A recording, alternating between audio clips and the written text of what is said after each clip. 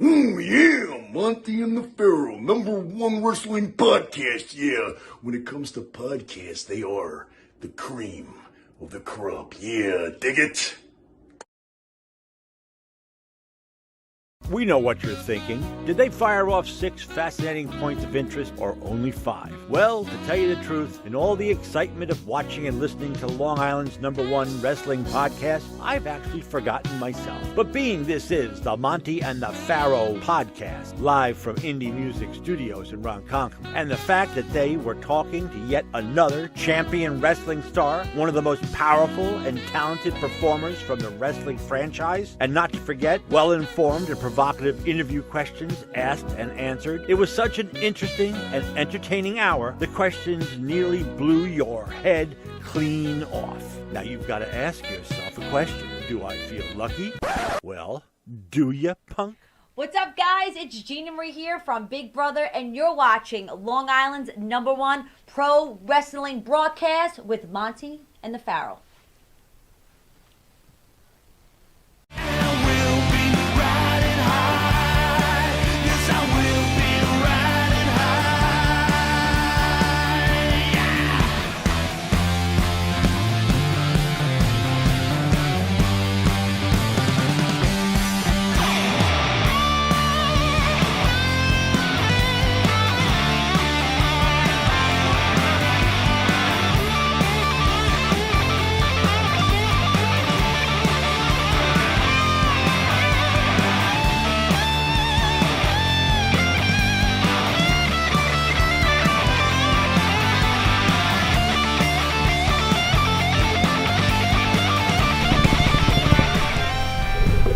All right, welcome back to Long Island's #1 pro wrestling broadcast. Monty and the Pharaoh, seen only here out of Indie Music TV, live out of Ronkonkoma, New York. This is a special Saturday show with our special guest, ECW, WWE, just overall pro wrestling icon, Mr. Bill Alfonso. But before we get to him, Matty, how you doing, buddy, on a Saturday? I'm doing awesome. Jimmy, the star of the show? It's morning. It's a Saturday. Well, I'm here. Tis a miracle. I'm going to hit you with some bad news. So it was on the way in that I heard, so I had to kind of deviate from the script. Tawny Katane, the actress, icon, vixen, passed away yesterday at age 59. It was actually going through social media, but then it wasn't confirmed. It was confirmed this morning. Tawny Katane, the actress best known for appearing in the classic Whitesnake videos, has died at the age 59. Wow. News of Katane's death began to spread on Twitter last night, but no outlet had confirmation until this morning, where TMZ has confirmed this as the case. Thoughts on Tawny Katane? Well, if the video, that I'm shocked, dude. I had no idea. Oddly enough, the Whitesnake behind the scenes there, I think there was some controversy behind the scenes with her relationship with Coverdale. Yeah, I believe so. She's definitely one of the most gorgeous faces of the 80s. I think that's fair to say. That video was like, whoa, what the? Little drop by. Speaking of some gorgeous faces, how's that? But yeah, man, I don't even know what to say. That's rough. There goes another icon, right? Another piece of our youth just fell off the table.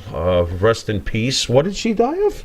Nothing confirmed yet. Nothing confirmed. 59 is awfully young, especially for a woman. Yeah. I've heard they live longer. I wonder why. I wonder why. But yeah, wow. Great show last Thursday. James Beard from SWE Fury was in. The interview's getting a lot of attention because podcaster Hannibal went on last night. I guess he returned to Canada. Yes. And he had a lot to say about that interview that we had, basically calling Teddy Long a piece of shit. I mean, what'd you get out of that? Well, apparently a lot went on behind the scenes that, Hannibal experienced. It seems to be that way, Very interesting with the Teddy Long situation. I do understand Hannibal's thought process. Like, if you have Kevin Sullivan while you're listening to Teddy Long, I could see somebody thinking that. I'm surprised at all of this, man. This is really weird. Somebody wrote, "If this is a work, it's the greatest work ever." Wow, I got and then Hannibal was like, "You think I moved back to Canada where they won't let me out again because of COVID restrictions? You think I'd do this as a work?" What's your take on all of this? My take is this is why if you just take pro wrestling in a little microcosm. Okay. This is why AEW and Impact, they're not going to be able to get along. People, especially wrestling, people just can't get along. Yeah. And that's why you need one leader of the ship. Right. Their way or no way. Right. And you don't have this nonsense going on. Understood. And even if you do have nonsense, you cap it in the knees and you continue the machine forward, if that's what you're getting at, too. Yeah. You know, so I understand that. You know, there are reasons why WWE still stands at the top despite all the rumors to the contrary. Well, James Beard, I thought, was completely honest. He was really, what a gentleman, unbelievable. Absolutely, a great guest. He was awesome. All right, well, anyway, I don't want to, I'm digressing. So our special guest in studio is Mr. Bill Alfonso, and we're going to get back to him after this commercial break. But before I get to that, I'm sorry, I'm just a little Fagazza right now. Well, it must be from the Whitesnake days because you were a little, fan. Yeah, I'm a little Dude, upset by that. over it. Yeah, you didn't even tell me before the show, so I found out on the way in. It's just depressing. Just everything that's going on in this country, and then we start losing icons like that. Yeah. I want to thank the band that sings the theme song for Monty and the Pharaoh, Mr. that? Jimmy Farrell, along with his part of Bart Griggs. They make up the band with Wisteria Hall. They sing great songs as Riding High, In My Dreams, This Life, Not Far Behind, Here Comes the Rain. You can find their music on Spotify, iTunes, and Reverb Nation. Please go to the Wisteria Hall YouTube page, hit like and subscribe, give them a little love. People are really starting to enjoy your music, Jimmy, you and Bart's music. Thanks, man. Thank you. If you didn't notice, this is Monty and the Pharaoh Show, Long Island's #1 pro wrestling broadcast. You can catch us on the Monty and the Pharaoh YouTube page, Monty and the Pharaoh Facebook Live page. Hear us on iHeartRadio, Spotify, Anchor. Catch us on the Monty and the Pharaoh Twitch TV, Monty and the Pharaoh page. Channel 115 every Tuesday from 7 to 7:30. That's New York cable. And on Channel 20 from 6 a.m. Hey. I'm sorry, from 2 a.m. to 2:30. That's better. On Friday. 2 a.m. is better than 6 a.m. Yeah, 6 a.m. Anyway, so I can get myself back into shape. We'll be right back at this commercial break with pro wrestling ECW legend, Mr. Bill Alfonso. Just woke Good up. morning! Good morning, Matt. M&J Video Games and Collectibles. Sport and non-sport cards, wrestling items, autographed items. We buy, sell, and trade. M&J Video Games and Collectibles, located at 1049 Queen Street, Southington, Connecticut. Call us at 1-860-479-9223 or 860-93-GAMES. M&J Video Games and Collectibles.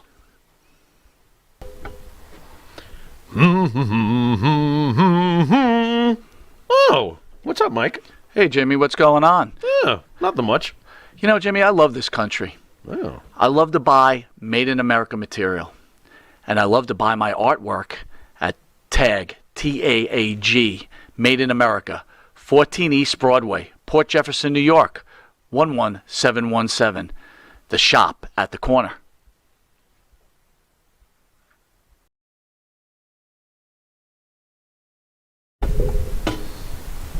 All right, welcome back to Long Island's #1 pro wrestling broadcast. Monty the Pharaoh, only seen here live at Indie Music TV with a special Saturday show with ECW legend Bill Alfonso. Bill, it's been about 2 years, brother. Hey, Daddy, I love it. I catch your show all the time, your variety show. I love it. Every time I get a chance, I check it out. And I wore my shirt you gave me 2 years ago with Crazy Looking For, and I found it, Daddy. You guys are my boys. I got to tell you, back 2 years ago, that interview meant the world to me and the show. But the one part who wasn't part of that was probably your biggest fan, Mr. Jimmy Farrow. He was just letting me know that outside when I was walking in. But I thought I had met him, but I forgot it was just you. Yeah, he was incapacitated at that time for whatever reason. I can't remember. I had a virus. I had to kick it. Before you turn you over to Farrow, how you doing with the whole Corona thing? We have a new president. What's going on, bro? Brother, I'm just cruising along. I'll be 64 in August, so I had to be careful. I'm a high risk. So I got my 2 shots. I've been traveling around the United States. It's a miracle. Before I got my 2 shots, I didn't catch the damn virus. It's a miracle. Because I work every weekend somewhere in the United States, and it's crazy. Airplanes, cars, buildings full of people, podcasts, and so on and so on. So I'm one of the lucky ones that didn't catch it or whatever. But I got my 2 shots, Daddy. That's for damn sure. Well, I got to tell you, what do you think about the whole the new president, Joe Biden? Any thoughts on that? Slow Joe is doing his job. God bless him. Slow Joe. And Trump's out. The reason why I liked Trump, because he reminded me of Vince McMahon, the greatest promoter of them all, Vince. So that's why I saw Donald Trump as is like Vince running to WWE. It's like the same as Trump running the country. And it's a big work, but we're gonna give Joe a chance. He's got the $1.9 trillion package. He's helping some people out, and of course gas prices went up, but all good, Daddy. I'm living large. I'm living like a rock star. Here I am in New York, Daddy, doing a show with you guys. That's right, man. Woke up in Tampa Bay, and I go back tonight. I'll be home at 10:30 tonight. Beautiful. There we go. And get to some decent weather. Life is good, yeah. I just want to say again, thank you for being on with the true version of Monty and the Pharaoh. I have waited years for this. Huge fan of yours. ECW was always secretly my favorite company of all back during the Attitude Era. I ran to ECW, believe it or not, before everything else. That was my thing. But let's shift over to... That's very flattering for me to hear that from you guys. Makes me feel really good. Thank you so much. Thank you for all those memories. In my own mind, that's for sure, but you and me both. It's amazing we both got in the room with the egos, but what are you going to do? It happens. Fonzie, I wanted to ask you about the dark side of the ring. I don't know how familiar you may be with the check it out. With the product, but my partner and I sometimes and this is long-standing with us, we go back and forth on Brian Pillman's impact. Mike is not as big on Brian Pillman, but I feel like he made his moments count so much, and that's why we still talk about him today. And so, in a way, while he may not be a legend compared to some, I feel he is legendary. What are your thoughts on Brian Pillman? The same as yours. I think he was legendary. If he would have lived a bit longer, he would damn sure be in the Hall of Fame. I think he was ahead of his time. He was like ECW almost, kind of, spit off, but... he was his own guy, man. He was badass. Pro football player. He had a lot of... I just saw the deal was on the other night, and I watched it. And I know all these guys, man. That's what makes it tough on me, is that I know these guys. I know Wregret. I know Kurt Hennig. Brian Pillman. Damn, it hurts sometimes because, we're like a family. But no, he's badass. Brian Pillman was badass. I love Brian Pillman. He can work his ass off, high flyer, can wrestle. He's athletic. He had all kind of problems growing up too with his health, but he outdid that. And damn, Brian, we miss you, kid. What do you think his career would have been like had he not had an untimely demise? What do you think Vince McMahon would have after the purchase of WCW and of course even ECW? How do you think that would have played out with Vince and Brian Pillman? Well, unfortunately, Vince wants... Well, no, this is good. Vince's family entertainment. When I started working for Vince in 90, I think it was WrestleMania 9. I think it went there in 92 and 93. And Vince was great, but he was changed in wrestling. He wants the doctor's wife, and the 2 kids at ringside. It's family entertainment. Mm-hmm. Would Pillman fit in there? Maybe not back then, but he would eventually be. Now, who liked the hardcore stuff was Vince's son, Shane. I think Shane turned Vince on to the ECW, and it kind of rubbed off, and Vince drafted a bunch of our guys, the Dudley Boys and so on. made them big stars. I think Pillman would have found his way right in there because he was a likable guy. You know, he was good to look at. The camera loved him. The women loved him. The men wanted to be like him. He was badass. I remember we worked together in WCW for Ted Turner, and we went out, and he wore triple black with a pair of bone-colored ostrich boots and that long freaking curly hair.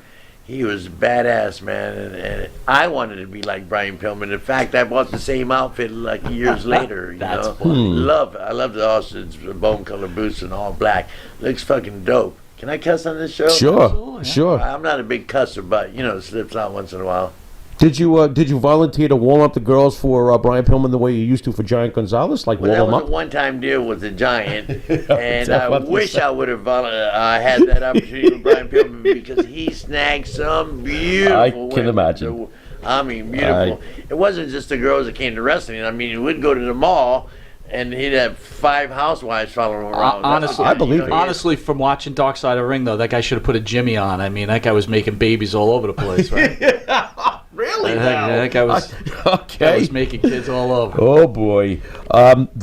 My favorite part of those ECW days, my favorite wrestler from those ECW days, the whole fucking, yes you can curse on this show, the whole fucking show, Rob Van Dam. Your thoughts when he went into the Hall of Fame? I, of course, was absolutely thrilled. By the way, why did you not induct him? What's wrong with them? But your thoughts on the whole... Well, they were limited on the people because they're real limited on. But you're gathering. Fonzie. Limited? Right. But what did happen that you guys don't know about before the Hall of Fame, they're doing the documentaries to be released I think in late May, RVD, the whole fucking show. Vince McMahon flew 2 cameras, 2 camera crews, a sound guy, and a producer to my house, interviewed me for 3.5 hours to be a part of that documentary, which is coming out soon. And then they followed us out to Stevens Point, Wisconsin, and Van Dam, myself, and Katie did the main event. And of course, we stole the show. He's still badass. So, being in the Hall of Fame inductee thing, I was disappointed that much, but it all plays out in the long run. It sounds like Vince McMahon truly likes you, from what I've read and heard.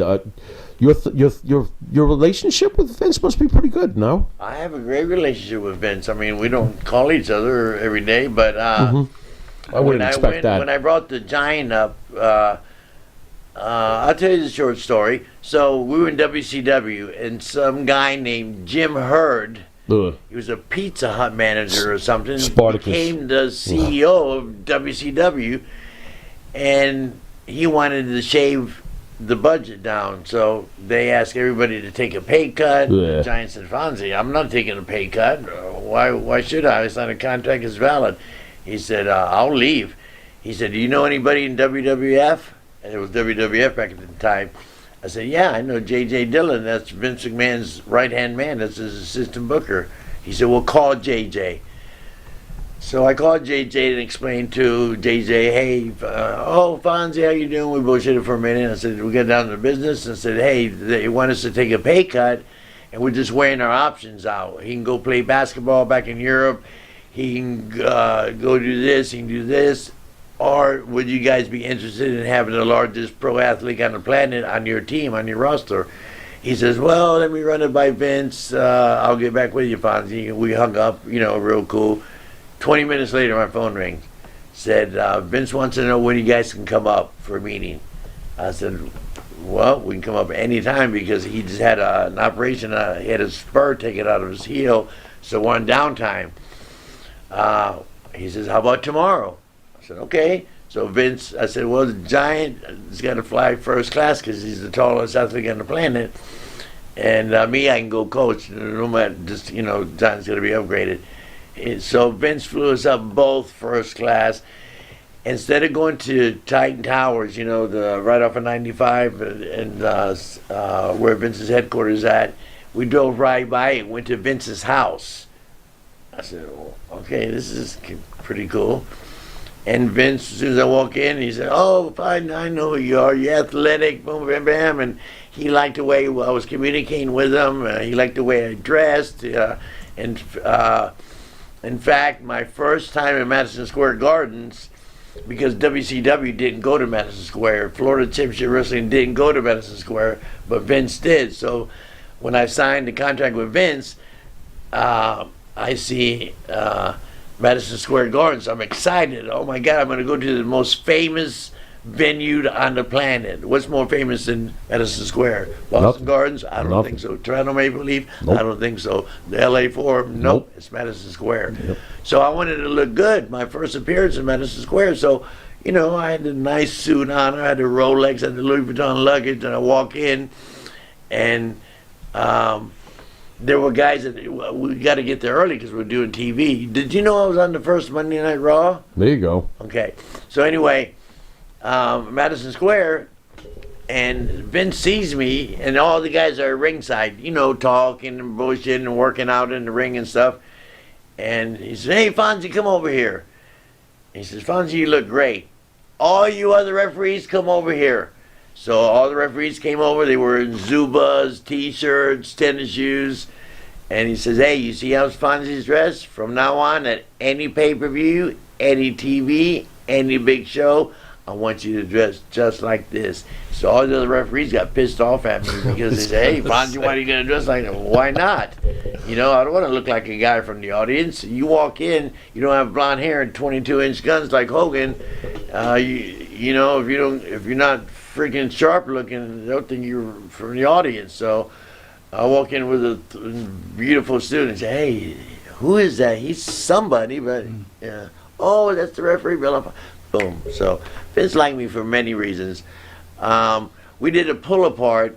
It was Bam Bam Bigelow against, God bless him, Bam Bam Bigelow against Tatanka, where they were shooting an angle, and then they worked for like 3 or 4 months together. So they did a pull apart, and the referees got in there, and I told Bam Bam before the pull apart, I said, "Hey, Bam Bam, I shouldn't put my hands on you because I'm 162 pounds. You're 320, you're a beast. So I'm going to be the first one to you. You see that trash can about 40 feet over there?" I said, "Just throw me into the trash can like a bullet." So they did the fight. We did the pull apart. I'm the first guy there, and Bam Bam launches me like a freaking bullet. I fly into the trash can, take a perfect bump, not a scratch on me. And after the scene, Vince calls me over and says, "Fonzie, who told you to do that? Who told you to go flying into the trash can?" I said, "Nobody, but I thought it'd be cool because I'm 160 and Bam Bam, you know, is badass. Why wouldn't he throw me into a trash can?" He said, "I love it, Fonzie." So he liked me for little reasons like that. It wasn't above and beyond duty. And I worked my ass off, and I was known as one of the better referees in the country. They flew me to Tokyo. The Japanese office brought me to Tokyo. The referee that night, it was the most important match on the planet. There was no bigger match that year than Ric Flair against Fujinami at the Tokyo Dome. 65,000 people indoors. That he was freaking crazy, and I did my job fantastic. So they just don't hire any Tom, Dick, and Harry referee to do stuff like that. So I was known for carrying my weight, and I was trained and educated and schooled by Eddie Graham, the Funks, Dusty Rhodes is my hero, and I love him. I told Dusty one time, I said, "Dusty, I wish you were my father." He said, "I am your father, son." And he took me under his wing, and he was very intricate and very by the book on TV production and so on. That's why I got so good, because I learned from the best. So, Bill, speaking of Dusty, we had Ronnie Garvin in, I think, like a week and a half ago. Ronnie Garvin? Right. The stomp. There you go, the stop. He was great. He was great. He seemed not to be too much of a big fan of Dusty, and I know how much Dusty meant to you. He felt that Dusty was all about Dusty all the time. What were your thoughts on that? That's not true. I don't. Well, people got their own opinion, and Ronnie Garvin is entitled to it. Freedom of speech, Daddy. But Dusty was a big producer and a big shot in the wrestling world. Not in the ring too, the American Dream, baby. But backstage, he mentored and ran fantastic shows and did really good for different territories. Anywhere he went, he did good. So Ronnie Garvin, it's your opinion, and they might have had a little 1-2 or something, but maybe that's why I said it, but who knows. But I think Dusty was gold. All right, with that, we'll be right back with pro wrestling legend Mr. Bill Alfonso. They told me not to blow my whistle. It's too loud. That's right, folks. Canine Corral for all your dog daycare and overnight care. Call 631-549-1544. That's 631-549-1544.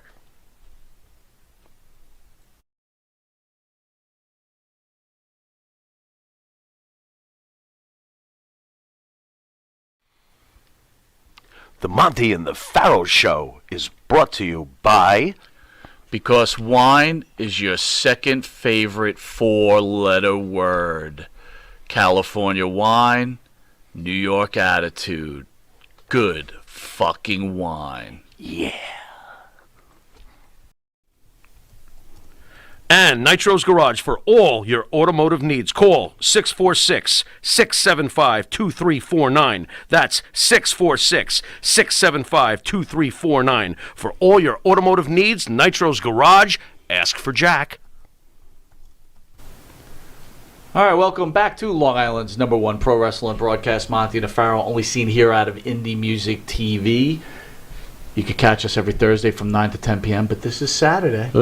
Saturday it's morning. 10 a.m. Well, it's actually, 11 something. 11 something. Sorry, 11 Wow, something. I am whatever. sharper than I thought. It's 11 But something. we've got special guest, pro wrestling icon, Mr. Hey, I Bill can't believe Alfonso. I'm here today. I'm so privileged to be sitting with you guys today, man. I woke up in Tampa Bay. Now I'm sitting here doing the #1 wrestling show, probably to me in the country.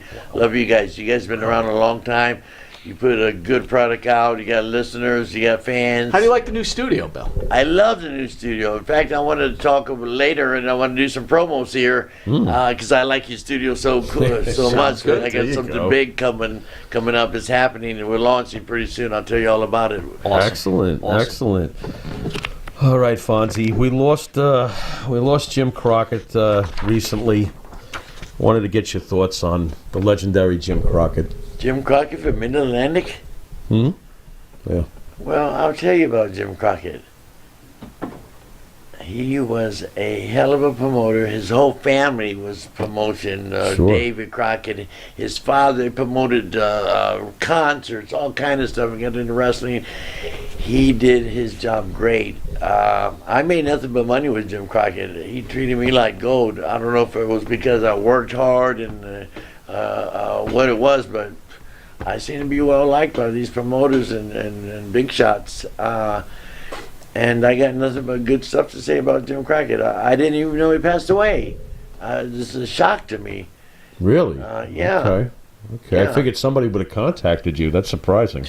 Yeah, and I'm pretty up to date on social media. That's surprising. But I've been so busy lately. It's crazy. It's really crazy. I've been not stressing. I'm happily stressing. I'm flying around the country and doing tours with Sandman and Super Crazy. I just did a thing with Van Damme. I'm busy. I'm working for multiple different, they call them indie companies, but these established companies like AIW out of Cleveland. I just did 2 shows with them back to back. Tommy Rich was on one of the shows with me. Wildfire Tommy Rich. At one time in the early 80s, he was the biggest superstar babyface Sure was. in the business. Sure was. Bigger than Ric Flair, because he's a little country boy who could throw a hell of a punch and get busted open. He had that blonde hair. He talked like he was a country boy. People loved him, and so did I. It was great to see him. Bill, last time you were here, we talked about your grandson a little bit. Can you tell us about your family and your grandson and everything? First of all, my grandson is badass. Okay. He just got National Honor Roll. He's advancing. Like the levels in Florida are like are here.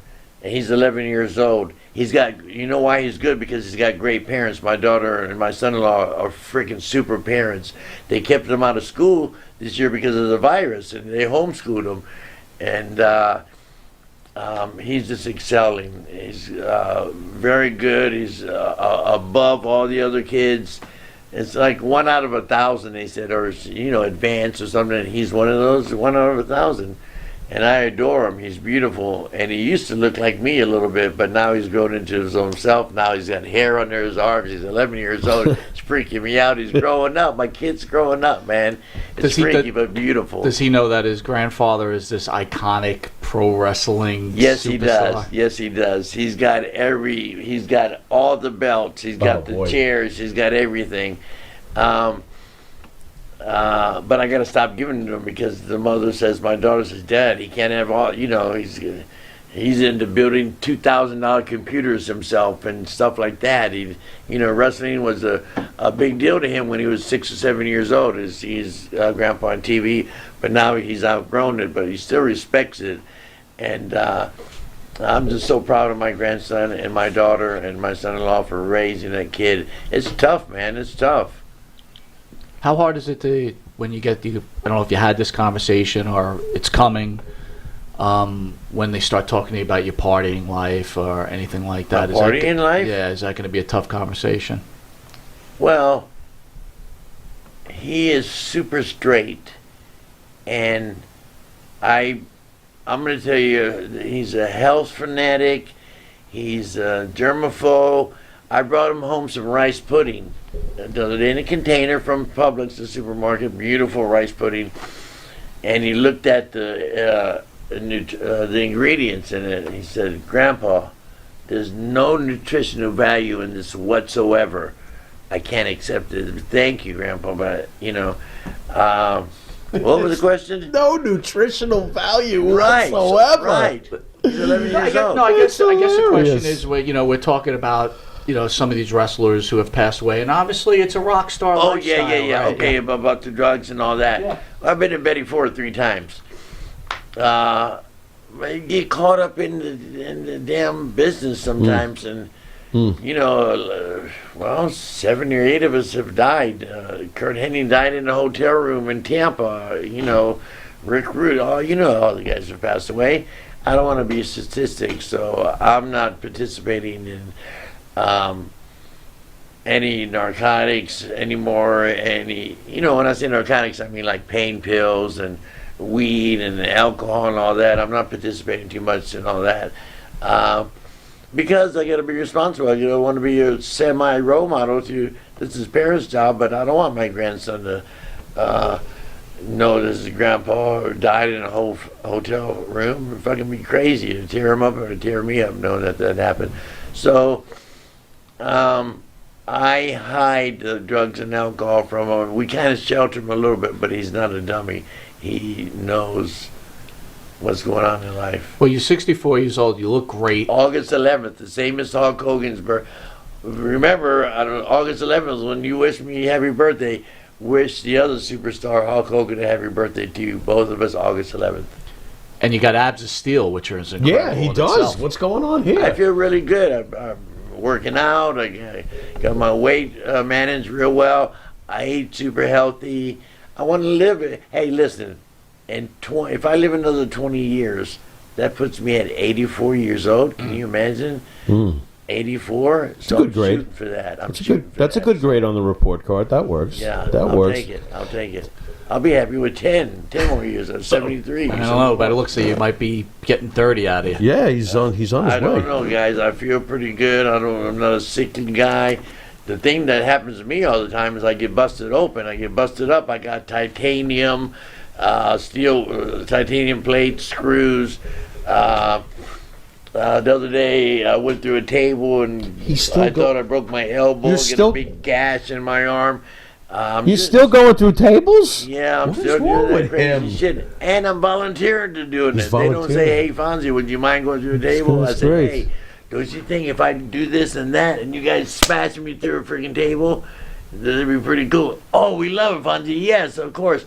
Then when I'm laying on the table like this and seeing a guy do the chair top rope and fly in the midair about Geronimo! 30 feet. I say, what the hell did I just do? That's great. Bam! That's great. My bell Unbelievable. rung quite a few times. I've had major concussions, and it's showing a little bit now.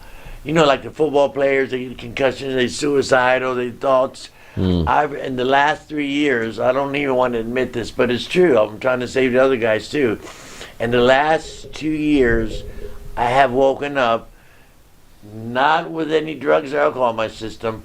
I woke up 3 times in the last 2 years not knowing where the fuck I was at. It had to take me about 15 minutes to think, damn, did I live here? Is this my place? My girlfriend says, go look in the closet, babe. I said, what? You know, it was very fearful when you don't recognize things. But it just lasted 7 minutes. One lasted 8 minutes. One lasted 12 minutes. And it happened 3 times. And I think it's directly from the concussions and a little bit of the abuse of alcohol and so on throughout all the years. But I think it's 90% concussion rate, because I've had several. I've had at least 10 concussions where 4 of them I had to be rushed to the hospital and get stitched up or stapled up, or they're pretty tough to take, man. And now that I'm gaining some age, it's starting to show a little bit. I hope that's not the sign of the future, but man, it's a tough business, man. It is a tough business. You know, the wrestler's shelf, their lifespan isn't long. All of us die young. Especially in the ring, their life, you know, you get a 5-year, 6-year run. I see all these guys at these conventions and stuff that year. This is WrestleMania weekend, and there was a show, some type of a meet and greet, some type of autograph thing for 5 days before the WrestleMania and 5 days after, and I was on 3 of them. And I seen Sergeant Slaughter and this guy and that guy and the Nasty Boys. And those guys, the Nasty Boys, weren't going through tables. They were just regular wrestling, you know, regular Vince McMahon sports entertainment style. And the blonde kid could barely walk. All of them at these conventions. And it was amazing, walking like this or slow, and you could tell something's wrong. Some guys can't even, it's just terrible. So that's another reason I'm trying to take care of my body, guys, is because, you know, it's not that I was a referee for 20-something years. Then I went into managing and went with the ECW and all that. Then I got a little hardcore, started taking a little more bumps. But, man, these guys that take those slams every night, I don't care what people say. If I pick you up, Monty, and slam you, it's not natural. No matter how you fall, try to protect yourself. You're taking thousands of slams in your career. You know how bad that is for your body? That's the problem, man. It's fucking us up, man. But when we're doing it, we don't think that way. We're chasing a dollar. We're chasing that fame. We want to do good. We want to be the best. So it's, you know, one big package, man, and it's fucking crazy. But I love it, Daddy. What else would Bill Alfonso be doing other than the wrestling business? Well, I was thinking of being a brain surgeon or gynecologist that we could take him from head to toe, but that didn't happen. So, you know, you're stuck with me in pro wrestling, Daddy. Sports entertainment, Bill Alfonso. Call it right down the middle, baby, every time. And I think we could speak for everyone and say we're glad you made that decision. We'll be right back with pro wrestling legend, Mr. Bill Alfonso. And APB, American Protection Bureau, voted #1 best on Long Island for all your security needs. Call 631-390-9050. That's 631-390-9050. APB.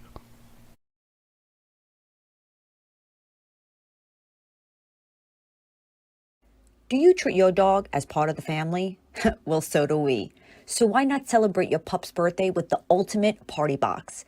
Check us out on Instagram, Twitter, and Facebook at Party Pup Info, and let us make your pup's party or any celebration perfection.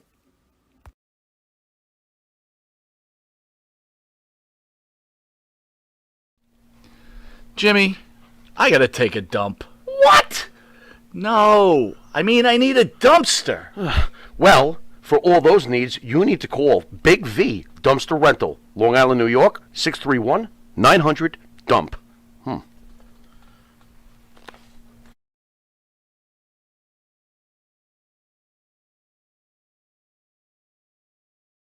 Welcome back to Long Island's #1 pro wrestling broadcast. Monty Nefaro, seen only here out of Indie Music TV, a special Saturday edition with WWE, NWA, WCW, ECW, Icon, Mr. Bill Alfonso. Hey, thanks, Daddy. I'm having my.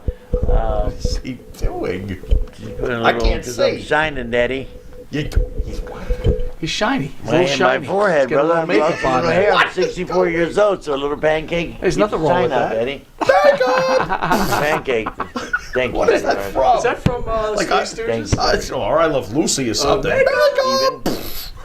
Oh, my Lord. Thanks, Daddy. All right. Sorry, guys. All right. Hey, to all the wrestling fans out there, hey, thanks for all the comments. And if you got any questions, type them in, and maybe I can answer some questions for you guys. We got That's some what it's all questions. about. We Oh, got some great. questions coming up. Can't wait, Daddy. I love the fans. Thank you so much. Come on. Check out that nice shiny head. I mean, Hey, see the shine. I think I need to start wearing makeup. Hey, I'm a little why not? spotty. You know, we're on Eyeliner TV a lot. for We're on taking pictures. You know. Yeah, damn straight. oh, my Lord.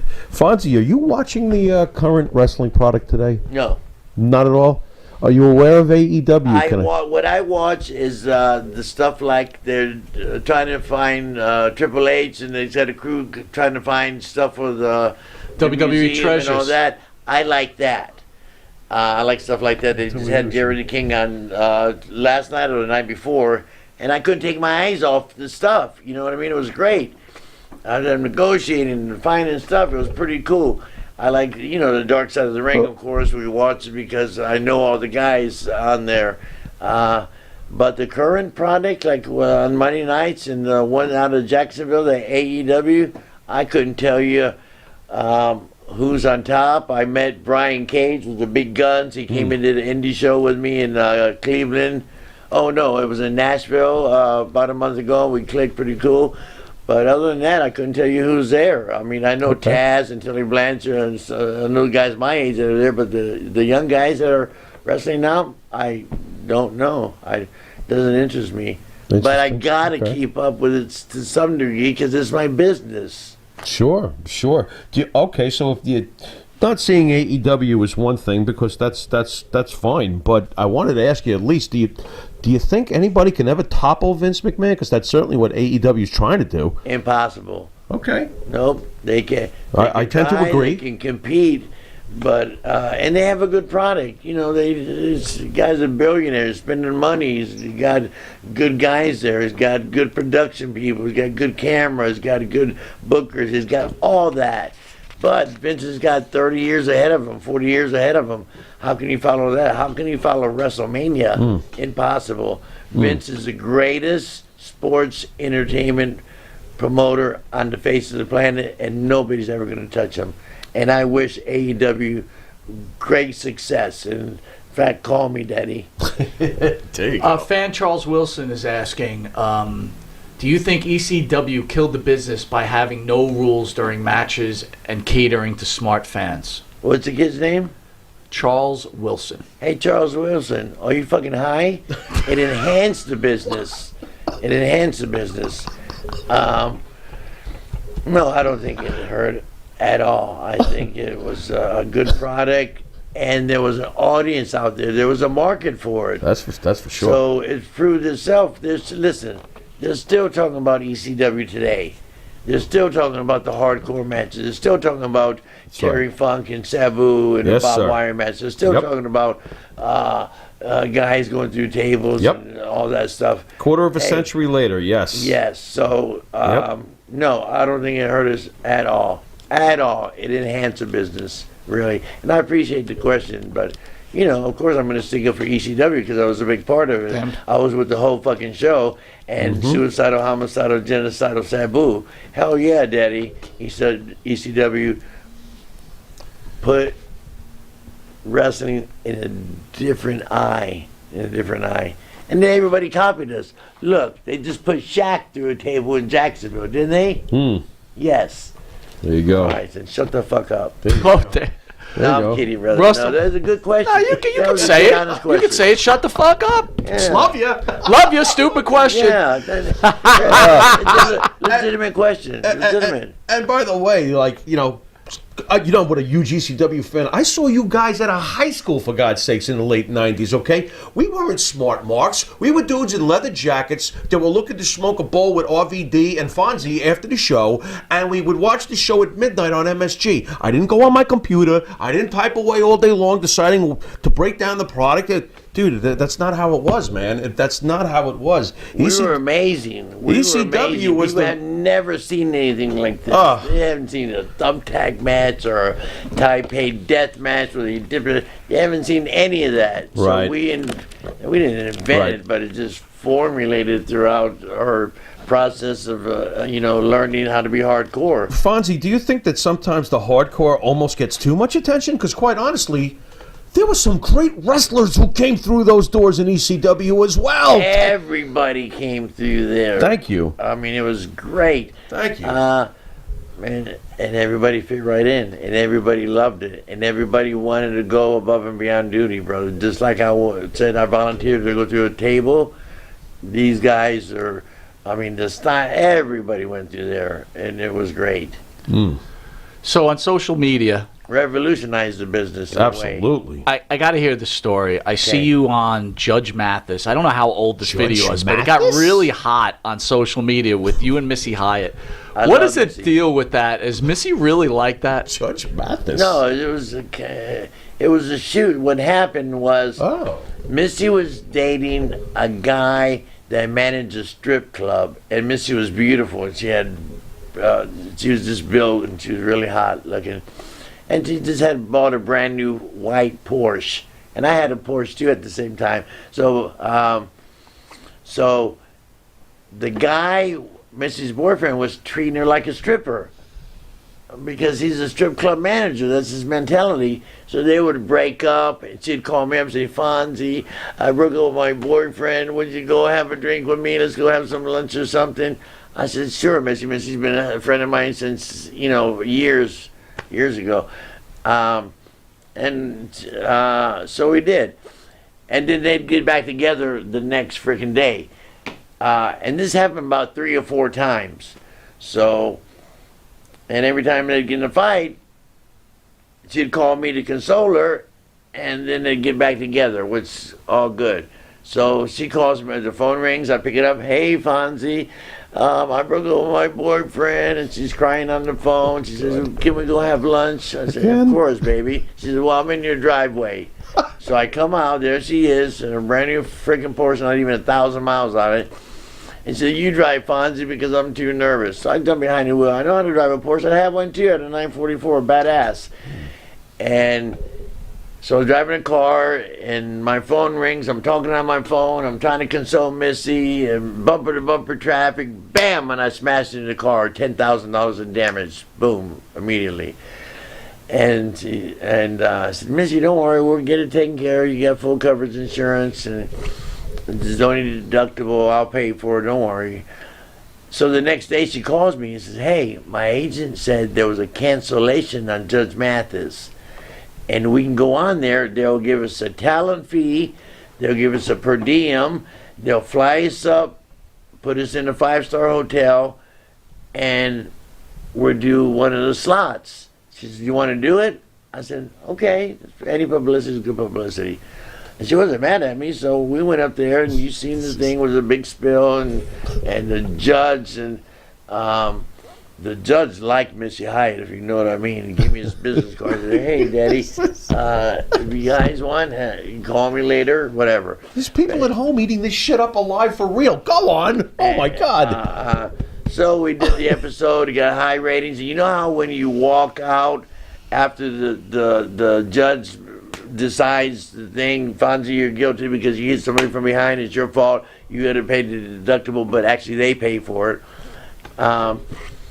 And then you go out after you leave the judge, and you walk out, and the guy interviews you and say, "Hey, what do you think about the verdict? What's your opinion on the verdict, Mr. Alfonso?" And I said, "Well, I think it was one-sided because she had 2 big assets that I didn't have. That's why she won." And they aired that. And it was great. If you watch it, it's about 7 minutes long. Look up Missy Hyatt, Bill Alfonso, I Judge Mathis, and you'll see the finished product. It was pretty cool, and she's giggly and happy, and the judge loved it, and she was good. We were good for the camera, and we told the show. They have producers said, please, we've had, the judge is not in a good mood. We had 4 episodes already there. They tape 8 episodes a day when they're in season or whatever. And the judges die. I said, hey, we're in the wrestling business. You know, you do your job, I'll do mine. And we did it really well. And it was one of his favorite episodes, Judge Mathis. He wrote it in whatever. One of my favorite episodes is Fonzie and Missy Hyatt. There you go. One of my favorite wrestlers from back in the ECW days is the legendary Sandman. You got some stories, some memories of Sandman? Well, I talk to Sandman all the time. Okay. I talked to him yesterday. I talked to him the day before yesterday. I talked to Todd Gordon all the time. He became one of my best friends. In fact, I was just on a 3-day tour with Super Crazy, Sandman, Fonzie, C.W. Anderson, and then their crew, the CCW crew, and we were just on a 3-day tour, and we had a blast. And Sandman rode with me every day. We hung out, and he's just pretty cool to hang out with. Yeah, I got some stories about Sandman. So we're coming back. We're somewhere in the Northeast, and the only reason I'm telling the story because it's true, and Sandman has told the story himself. So we're coming back from a show. We're driving to the next town, and Raven's driving. Sandman's in the front seat. Little Guido's here, and Fonzie's here. So there's 4 of us in the car. And Raven had got hurt, and they were giving him a real strong opiate for his pain.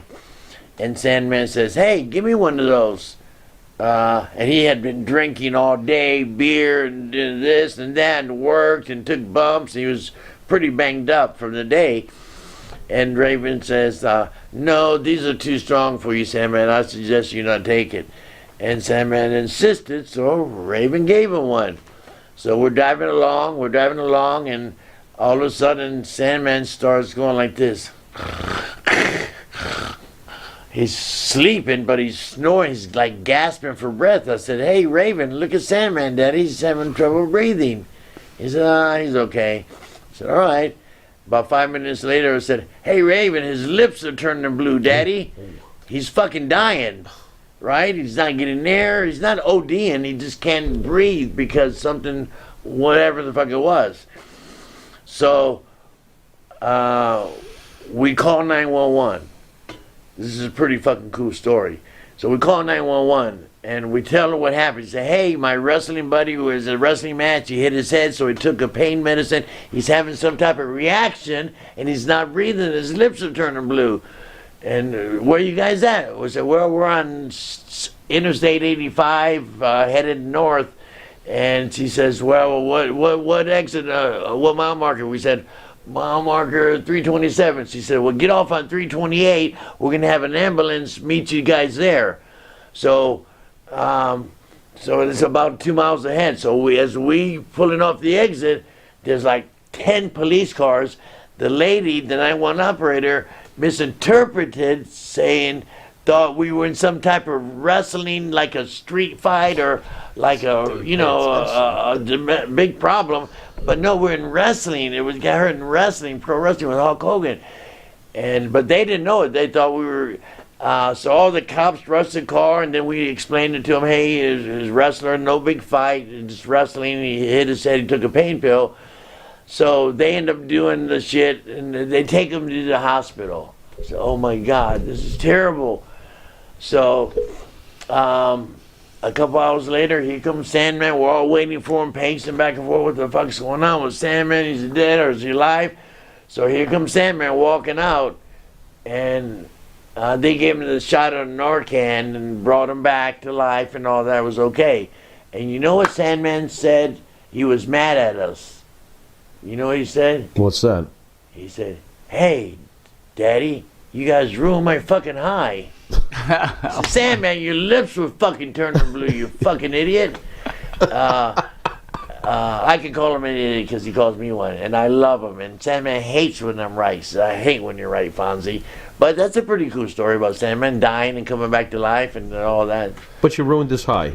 That was you have some nerve. Peak of the story. That was a punchline of the story. You know, after all that, Sandman got mad at us for ruining his high. Oh my God! I know he was dying. Bill, Russell Campbell, fan out there, wants to know, how's your relationship with New Jack and Paul Heyman? I just saw New Jack. We were at WrestleMania. I wasn't at WrestleMania, but we were doing the pre-shows there. And I saw New Jack. We hung out. New Jack is badass. He's a good friend of mine. I love him. He is he's really New Jack. He's really badass. You know, what he says is really happened. He don't fuck around. Paul Heyman, if you ask Paul Heyman, say, hey, Paul Heyman, throughout the big run in ECW, what was your favorite match? What was your favorite match, Paul Heyman? And I was instrumental in helping Paul Heyman in the early 80s get his foot in the door. He already had his foot in the door, but I was assistant booker in Florida for Eddie Graham, Florida Championship Wrestling, and he came down with a guy named Tombstone, and he said, Fonzie, you think I could... Tombstone was leaving. He was going back to another territory, and Paul Heyman was trying to get his foot in the door as a manager. He said, hey, do you think I can manage Tombstone? Because he's leaving in a couple of weeks. I can go to the ring with him for the last 2 weeks. And he had a pair of old jeans on, a pair of tennis shoes, and a T-shirt. I said, well, I didn't know his parents were wealthy. I didn't know he was educated. I didn't know he had money. I said, well, you can't go to the ring like that. That's for damn sure. And you have money to buy a suit? He said, oh, yeah. So I said, okay, you can come to the ring. And Tombstone was doing jobs for Scott Hall, Razor Ramon. And at the end of each night, he was getting press slammed. Paul Heyman was getting press slammed by Razor Ramon. But he wasn't Razor, it was Scott Hall. So the instrumental would get him. So anyway... Ask Paul Heyman, and there's been thousands of matches. I mean, great matches. World champions, Terry Funk, all kinds of spectacular matches. Shane Douglas, everybody was there. Eddie Guerrero, Van Dam. And Paul Heyman would say, one of my top 3 favorite matches was Beulah and Fonzie. I was hoping you were going to say that. And we don't talk every day, but if I seen him, we did a double knockout at the airport, he'd be all over me, I'd be all over him. We're still good friends to this day. And Paul Heyman was very good to me in ECW. In fact, he matched my biggest payday, my one time, like say, you know, I'm not going to give you the exact figure, but I will give you the exact figure. I did WrestleMania 9. And I got paid, and I made $25,000. That's a lot of fucking money. Yeah. So we did our first pay-per-view in ECW, which was called Barely Legal, and it did real well. We were on our way. Got good ratings, got good buy rates, and Paul Heyman said, Fonzie, I got a problem. It takes 3 months to accumulate all the money back then for the pay-per-view, so it takes a while for you to get your pay-per-view check. So when the money came in, Paul Heyman said, hey, I got a problem, Fonzie. I said, what, Paul?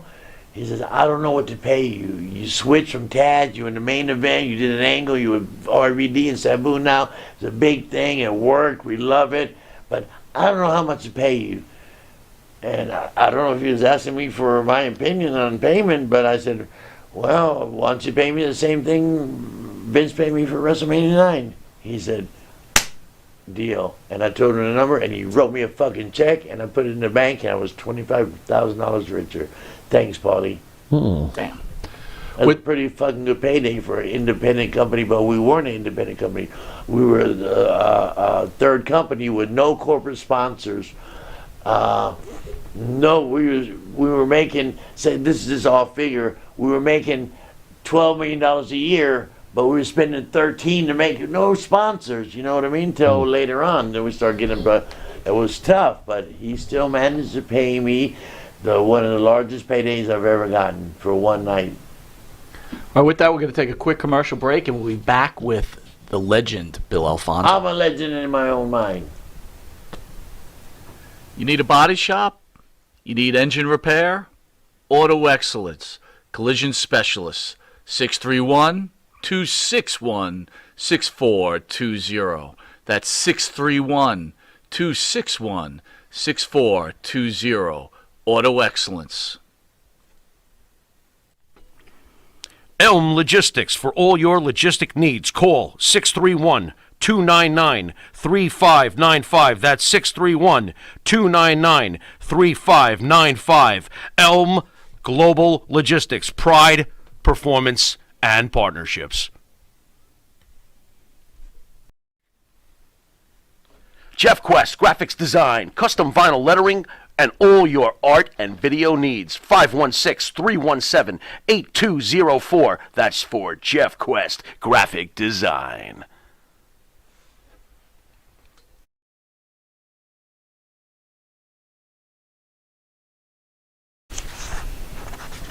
All right, welcome back to Long Island's #1 pro wrestling broadcast. Monty Nefaro, seen only here out of Indie Music TV every Thursday, produced from 9 to 10 p.m. And this is a special Saturday show with one of my favorite guys, definitely your favorite guy, Bill Alfonso. Thank you. That's very flattering for me to hear that, guys. I really appreciate that. Well, we love you, man. Pleasure. Thank you. So, Bill, where are you going to be? Got some upcoming events coming up, some things to promote. Brother, I just got so much stuff coming out. I can talk for hours about it, but I'll cut it short. I'm working all over the country. I'm doing indie shows, which everybody calls them indie shows. I'm working for AIW out of Cleveland.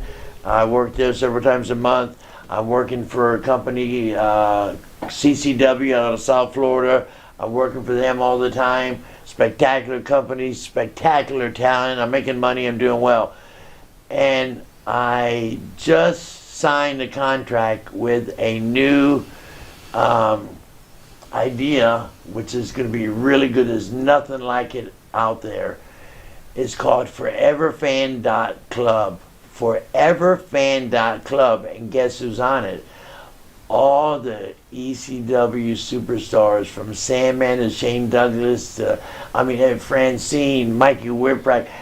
We're a family, and we have gained so much momentum since ECW popularity in the 90s all the way to 2001 that people all the time want to get connected with ECW. But of course Vince owns ECW, so we're doing a spin-off as a Forever Fan. It's going to be a great concept. It's a big platform where it's going to offer several different things. I mean, you're going to have one-on-ones with all your favorite wrestlers, all your favorite extreme superstars, all my friends like Sandman, Todd Gordon, New Jack, Shane Douglas, Super Crazy, Little Guido, Mikey Whipper, everybody, Francine, everybody's nobody has done this yet, and the platform is going to exist of offering several different things where you can have one-on-one conversations with the guys, you can get shout-outs, you can buy memorabilia. It's going to be great, and we're launching really short. In fact, this is the first time I'm broadcasting. This is a soft launch, and in about 3 weeks you're going to be here. I think it's going to be the biggest thing of 2021 and social media, because you got all these guys thriving, and you got all these. When I go to these conventions and so on and shows, I get questions all the time. Hey, how's Francine doing? How's Sandman doing? How about Sabu? What's Van Dam doing? And I got to answer all these questions. So these people are going to be actually be able to communicate with. Not on a one-on-one, a two-on-two. There'll be multiple, all kinds of stuff. In fact, for the launch, they're doing a contest where the fans can do a promo, like a 1-minute promo, send it in, and win something pretty fucking cool. And if I'm one of the judges, I'm going to call it right down the middle. So get your promos good, guys. You'll see. Go on, check it out. I'm so excited. I can't even talk. I'm having trouble thinking about this, man. It's so cool, man, the concept. I don't know why somebody hasn't done this before. Doug out of Maryland's the big shot in this. He's doing a fantastic job. He's all first class. He's spending money to make this happen. He's hired the best advertising, the best social media people. I got a personal social media director now. It's off the chain. It's just gonna be sensational. ForeverFan.club. Nothing like it. Nothing like it, Daddy. You're gonna be very surprised and very happy once we launch. Guarantee it. Guarantee it. 2021, this is going to be huge for us. And for you guys. It's not for us. And you're going to see what we look like 25 years later. You're going to see Francine still beautiful. You're going to see Missy Hyatt. You're going to see Mikey Whipwreck is bald and big now, and he can't work because he's taking so many bumps. The youngest world champion, Daddy. Yeah. You'll be able to communicate one-on-one. It's going to be super cool, man. I can't wait for you guys to see us. I'll tell you what, I'm excited about it. I'm like, wow, this is a fantastic idea. Oh, yeah. It's put together and it's growing and growing. And we're coming up with new stuff. Shane, everybody's on board, too. Shane. Great. Everybody. Van Dam hasn't signed a contract, but he's going to give me a rub. You know, Yeah. he's going to support me supporting this new company. And I'm right in the middle of this new company, Daddy. And I can't wait. It's going to be great for everybody to see how we look and talk and feel and think 25 years later, Daddy. And everybody looks great. I got to tell the fans out there, don't miss out on that opportunity. It's going to be I know I am going to be on it for sure. Oh, yeah. I'm going to get you guys some guest passes. That's what I'm talking about, Right brother. in there. Beautiful. You're my guys, man. Awesome. All right, so we're about out of time, Bill. I want to. No, don't wrap me up, Daddy. I can talk all night long. Do not wrap Bill Alfonso up, baby. I'm not ready to stop talking, baby. Well, we want to hit you with what we call the Pharaoh's final question. All right, Daddy. Wow. The pressure is on. All right. You know what, Fonzie? Thank you, first of all. I was crushed when I didn't get to talk to you a couple of years back, so it's awesome to finally have you here. Thank you. With the true Like Monty I and the said, Pharaoh. flattering. You guys are flattering me. What do you guys want? Free tickets at Madison Square? I Nah, can't dude. get them anymore. To be honest with you, there's much love here for sure. You're an Vice icon. versa, brother. I've had this shirt for 2 years. Bro, you don't even I've know. worn it 6 times. It's great, man. 6 times I wore this shirt, and I knew exactly where it was. That's what I'm talking about. When the kid said, Bobby Extreme said, hey, they want you on the show. I said, I know right where that shirt is, There it is, baby. Boom, That's what I'm talking boom. There about. we go. I was There we proud go. to wear it in here for you guys. There we We're go. proud for you to wear it, believe me. All right, Fonzie, here we go. I would like you to give me, if you can, your Mount Rushmore 4 faces. The Mount Rushmore Okay. of ECW. Who are the 4 Well, faces you would put on a mountaintop for ECW? All right. No doubt in my mind, Sabu. Suicidal, homicidal, genocidal Sabu. Is one. No doubt Paul Heyman. No doubt Sandman. You only got one more. Well, the last one is he is superhuman. Really, this kid is superhuman. Nobody can do the 5-star frog splash like RVD. Thank you. Eddie Guerrero, fantastic. But Van Dam is he's superhuman, and he's really badass. He's really bad. So that's my 4 right there. There we go. And an honorable mention for Todd Gordon, Sandman, and all these guys. But, my guys are, and of course me, honorable mention. I'm chiseled in the back, Daddy. Yeah. We'll put a whistle next to those. Hell yeah, Daddy. There Like you I got go. my kicks, baby. Did you guys see my kicks? Uh-oh. Look at those kicks. Check out these shoes, guys. Look at those shoes. Look at this. He's got his face on there. I need a pair of shoes. Yeah, we need Monty and the Pharaoh sneakers. I've worn them a couple of times. I got a friend making them in Florida. He's got a company. You guys get a hold of me on social media. I'll hook you up with them. They're pretty cool. Does fantastic work, and I love them. And I wore them special for you guys because I don't wear them other than in the ring. Just make sure no one steps on those. That's for sure. Correct, Daddy. I want to remind fans next Thursday at 9 p.m. or this Thursday, sorry, we've got WWE superstar Eugene in studio. And just announced for, I believe, June 28th. It's a Monday at 4 p.m. Put it on your calendar. Oh, we've got okay. Gotta find the NWA crayon. legend Baby Doll in studio. Baby doll. Baby Oh doll. my God! I met her in Texas in 1978, I think. How about this one, Bill? On June 25th, it's a Saturday at 5 p.m., we have Jules Strongbow in studio. Do you remember Jules Strongbow? Chief Jay's tag team, WWF tag team champion. Wow. Wow. You know the gorilla position, all that Strongbow. My God. Strongbow would go like this. He was an agent. When I was there in WWF, it wasn't WWE yet, Vince wanted to take the word wrestling out of WWF, so Worldwide Entertainment. And Strongbow was an agent. He had to retire from wrestling, but he was an agent, and he'd always go like this. Like Laura and Hardy, those guys, always like that. This is his characteristic. Pretty cool guy. And I love to listen to it. In fact, I'm going to make it a point to listen to Baby Doll, watch Baby Doll on your show, and Strongbow. There you for go. sure. I'm not going to miss that one. All right, Fonzie, it if was you awesome didn't know it, having you are watching Long Island's #1 pro wrestling broadcast, Monty Number one, DeFaro, baby. seen every Thursday from 9 to 10 p.m.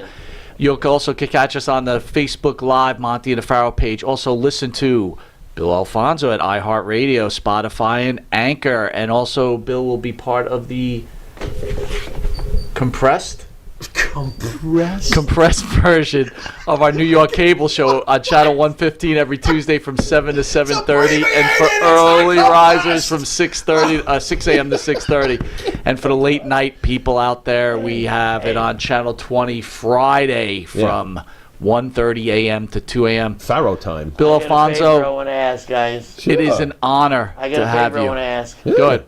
Can you please not wait 2 years to have me back on your show?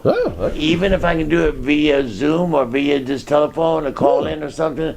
I love you guys. Really, I'm not kissing your ass, 'cause, but you guys have a good product. Thank You guys you. have a good product, Thank and you. you're consistent. And presentation is everything, brother. You guys, I enjoy being on the show. Please don't wait 2 years. You to got have it. me back on. You got it. We're not, trust me. You got And it. I got to tell you, Daddy. thank you, Because you sir. haven't heard about Barry Windham getting shot in the leg by Steve know? Curtin? No! See, Wait a minute. What about Piper and the alligator?